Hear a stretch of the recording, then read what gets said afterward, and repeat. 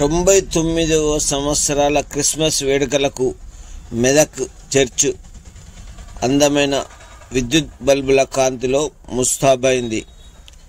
ఈ నెల 25వ తేదీన యేసుక్రీస్తు జన్మదినం సందర్భంగా మెదక్ చర్చ్ సందర్శించుకునేందుకు సుమారు 15 లక్షల మంది భక్తులు వస్తారని అంచనా వేస్తున్నారు.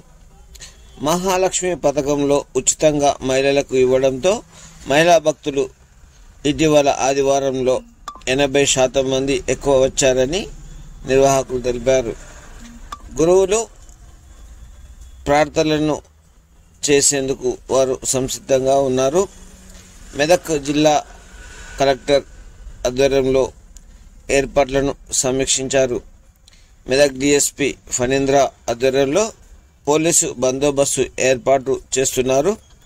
మెదక్ జిల్లా వైద్యాధికారి డాక్టర్ చందు నాయక్ ఆధ్వర్యంలో వైద్య శిబిరాన్ని ఏర్పాటు చేయనున్నారు.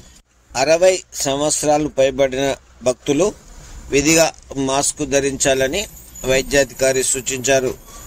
ఇతర ప్రాంతాల నుండి భక్తులు వస్తున్న సందర్భంగా కరోనా వైరస్ రాకుండా తగు ముందస్తు జాగ్రత్తలు తీసుకోవాలన్నారు. యేసు క్రీస్తు జాతరకు క్రైస్తవులే కాకుండా ఇతర మతాల వారు కూడా రావడం ఇక్కడ పరిపాటిగా కనపడుతుంది.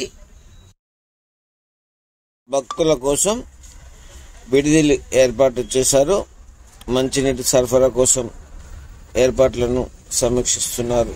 మెదక్ చర్చిలో యేసుక్రీస్తు జననం, యేసుక్రీస్తు మరణం, యేసుక్రీస్తు సజీవుడై ఆరోహణం దృశ్యాలు వెలుతురు ఉన్నంత వరకే అవి కనిపిస్తాయి.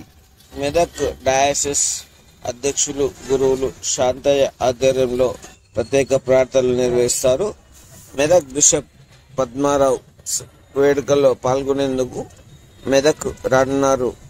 ఈ వేడుకలకు మెదక్ జిల్లాతో పాటు మహారాష్ట్ర, కర్ణాటక, ఆంధ్రప్రదేశ్ జిల్లాల నుంచి భక్తులు రానున్నారని తెలిపారు.